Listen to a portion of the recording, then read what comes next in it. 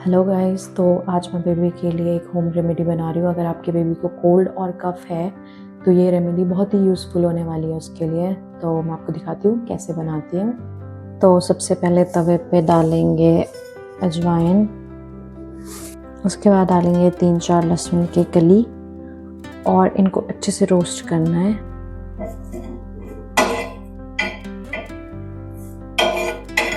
इनको अच्छे से ब्राउन होने देना है अजवाइन को, और लहसुन की भी आपको खुशबू आना स्टार्ट हो जाएगी, तब तक इसको थोड़ा रोस्ट करें।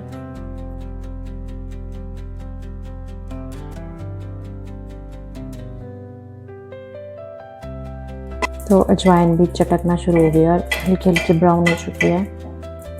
उसके बाद इस अजवाइन को एक कपड़े में ट्रांसफ़र करेंगे।